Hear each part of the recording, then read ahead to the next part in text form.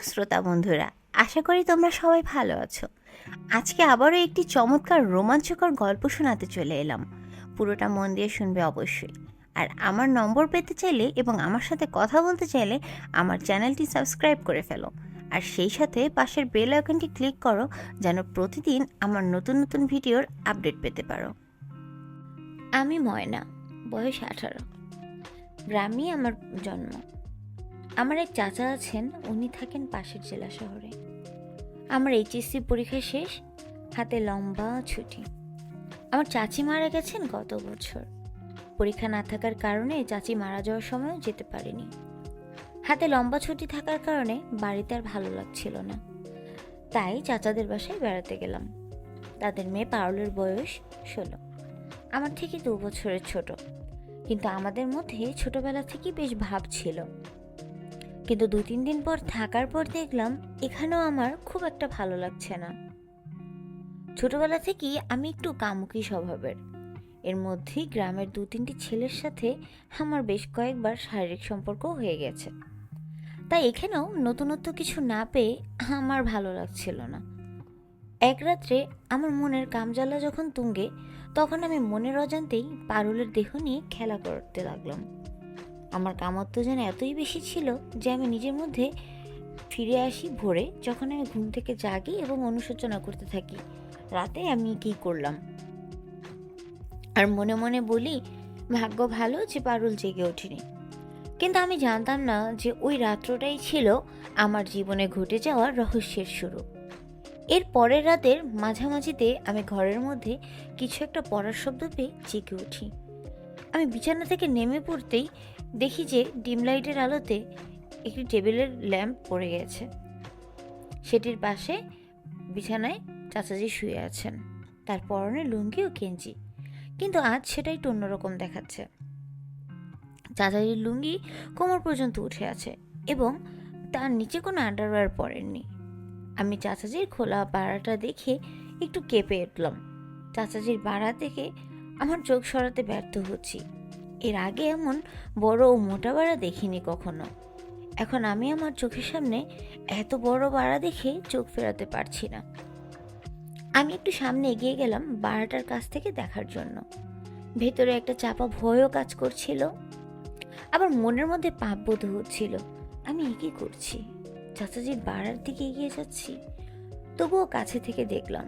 আমি ভেতরে ভেতরে একটু গরমও হচ্ছিলাম, তাই সরতেও পারছি না।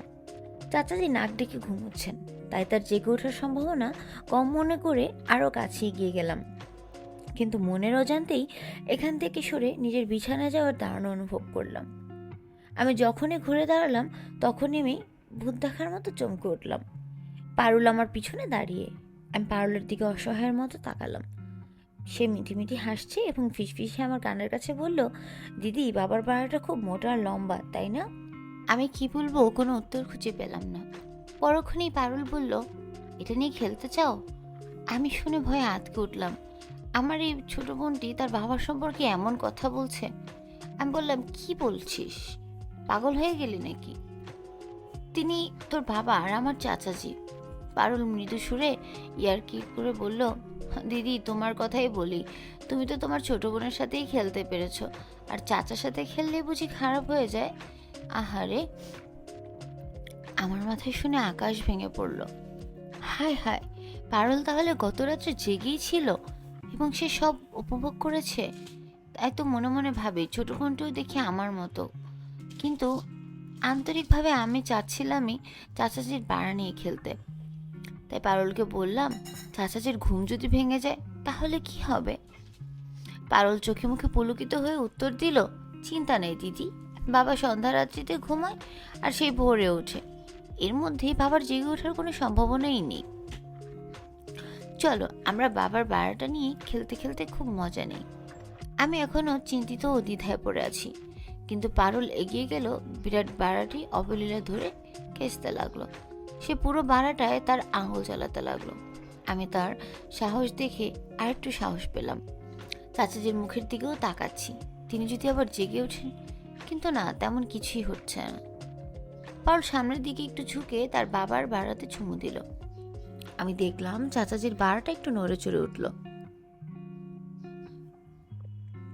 এটা বড় এবং শক্ত হতে লাগলো। পারুল মনের আনন্দে এখন এটি নিয়ে খেলছে এবং চুমু খাচ্ছে। চাচাজি এখনো ঘুমিয়ে আছে। আমি পারুলের পরবর্তী পদক্ষেপটা বিশ্বাস করতে পারছিলাম না।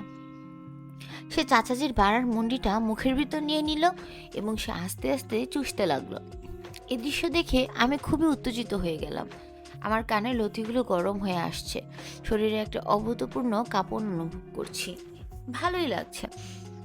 আমি আমার উরুসন্ধিস্থলে ভেজা ভেজা অনুভব করতে লাগলাম এবং টের পাচ্ছি যে আমার স্তন বৃন্তগুলো শক্ত হয়ে উঠছে। আমি ক্ষণিকের জন্য ভুলে গেলাম যে আমরা সবাই একই পরিবারের সদস্য। আমি চাচাজি ও পারুলের মাঝখানে ঢুকলাম। পারুল আমাকে ইশারা করে তার বাবার বাড়াটা তার মুখ থেকে ছেড়ে দিল আমার জন্য। আমি ভীত মনে আস্তে আস্তে নতুন পাওয়া লাল গরম মাংসে হাত দিলাম। মনের অজান্তেই বলে উঠলাম, বাহ কি শক্ত আর দারুণ। আমি এটা বেশি সময় ধরে রাখতে পারলাম না। আমার বোনটি আমায় ওটা চুমু দিতে বলল। আমি বাধ্যগত বড় বোনের মতো তাকে অনুসরণ করলাম। আমি আমার চাচাজির বাড়াতে কিছু হালকা চুমু দিতে শুরু করলাম, আর ওদিকে পারুল বাড়াটা ধরে আছে। একরকম জোর করে এই বাড়াটা আমার মুখে সেধিয়ে দিল। আমিও বাড়াটা মুখে পেয়ে বাড়ার মুন্ডিটা আমার জিপা দিয়ে স্নান করিয়ে দিলাম। চাচাজির গোলাপি বাড়ার মুন্ডিটার একটা সুগন্ধি পেতে লাগলাম।